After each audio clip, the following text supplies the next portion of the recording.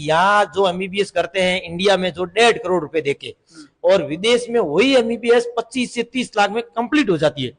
तो फिर मेरे मन में भी आया कि अपने धार के बच्चों को क्यों नहीं प्रेरित किया जाए। इस प्रकार के जो एजेंट होते हैं वो कहीं ना कहीं बच्चों को ठग देते हैं, फिर बाद में कहीं ना कहीं बच्चे पछताते हैं विदेश की धरती पर।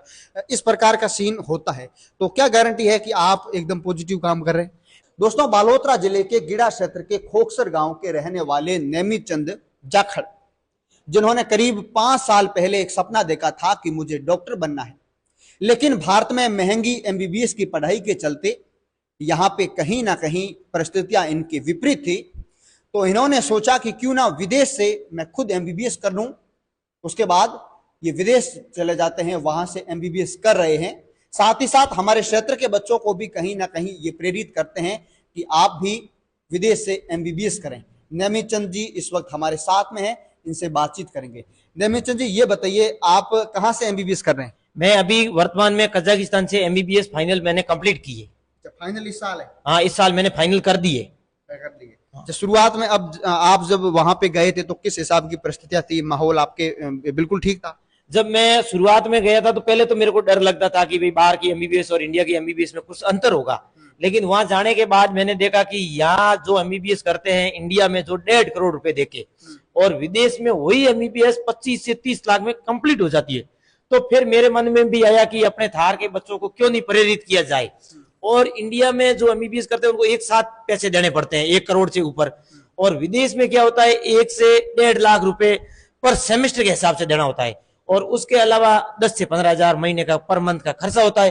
तो फिर मैंने ये सोचा कि अपने धार के बच्चों को प्रेरित करें, और उसके बाद मैंने यहाँ जोधपुर संभाग के 150 plus admission Kyrgyzstan, Kazakhstan, Russia और उज्बेकिस्तान में करवा दिए। 150 प्लस स्टूडेंट का। और जो स्टूडेंट वहां जाके अगर मेरे को ये बोलता है कि वहां जाने के बाद स्टूडेंट अगर संतुष्ट होता है तो फिर मेरे को बहुत अच्छा लगता है। तो उसके बाद मैंने ये सोचा कि और भी बच्चों को प्रेरित किया जाए।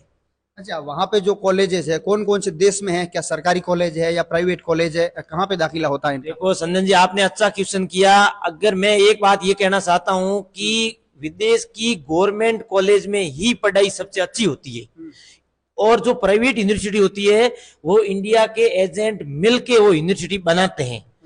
उस यूनिवर्सिटी में कभी भी लाइसेंस की प्रॉब्लम हो सकती है।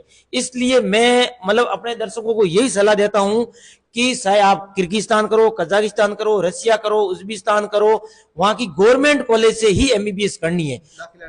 हाँ, वहां की गवर्नमेंट कॉलेज में, क्योंकि गवर्नमेंट कॉलेज में हॉस्पिटल भी, वहां के जितने भी गवर्नमेंट हॉस्पिटल होते हैं सब अटैच होते हैं। अच्छा, एक मैं ये जानना चाहता हूँ कि आमतौर पे इस प्रकार की खबरें भी आती है, इस प्रकार के जो एजेंट होते हैं वो कहीं ना कहीं बच्चों को ठग देते हैं, फिर बाद में कहीं ना कहीं बच्चे पछताते हैं विदेश की धरती पर। इस प्रकार का सीन होता है, तो क्या गारंटी है कि आप एकदम पॉजिटिव काम कर रहे हैं? देखो, मैं तो संजन जी यही कहना चाहता हूं कि कोई भी अगर स्टूडेंट मेरे पास आएगा या किसी भी एजेंट के पास जाए तो उसको एक तो पहले फीस नहीं देनी है। वो जो यहाँ के एजेंट होते हैं वो बोलते हैं कि अब आपकी सीट बुक करा दो, वो करा दो, तो वहां सीट वाला कोई ऐसा सिस्टम है नहीं कि इतनी सीटें फिक्स होती है। तो आप वहां जाने के बाद मेरे साथ जो भी स्टूडेंट चलेगा तो मैं टिकट वीजा में खुद करवाऊंगा, और वहां जाने के बाद रहने के 10 दिन बाद में फीस जमा करवा सकता है। और मेरे पास कुछ यूनिवर्सिटी पूरी एक्सक्लूसिव ले रखी है, जैसे किर्गिस्तान की राजधानी बिश्केक में किर्गिज नेशनल यूनिवर्सिटी है, वो पूरी 20 साल के लिए हमारे पास ही है, और पर ईयर 400 प्लस स्टूडेंट है, और उसमें गर्ल हॉस्टल और बॉयज हॉस्टल सेपरेट है दोनों में। और उसके अलावा कजाकिस्तान में कजाक नेशनल है, नॉर्थ कजाकिस्तान पेट्रोपोवलस यूनिवर्सिटी है, वो भी पूरी हमारे पास ही है। अच्छा, एक चीज ये भी हमें देखने को मिलती है, जो विदेश से एमबीबीएस की डिग्री लेकर आता है फिर इंडिया में आने के बाद वो एफएमजी का जो एग्जाम होता है उनमें कहीं ना कहीं क्लियर नहीं हो पाते हैं, ये भी एक बड़ी दिक्कत रहती है ना?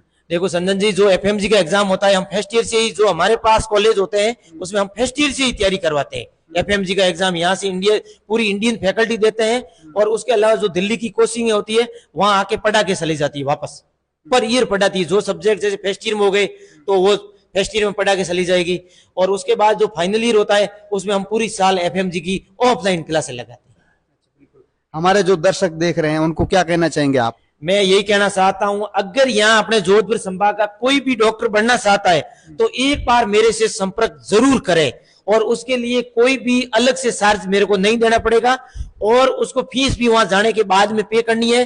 टिकट वीजा भी मैं खुद बनाऊंगा, और उसको कोई भी 20 साल तक फुल गारंटी मेरी रहेगी।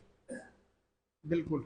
तो नेमीचंद जी जाखड़ है, एक बार फिर से आपको बता दें कि बालोतरा जिले के गीड़ा क्षेत्र के खोखसर गांव के ये रहने वाले हैं, खुद विदेश से एमबीबीएस कर रहे हैं, और यहाँ अपने जो क्षेत्र के जो बच्चे हैं उनको भी कहीं ना कहीं मोटिवेट करते हैं, उनकी हेल्प करते हैं।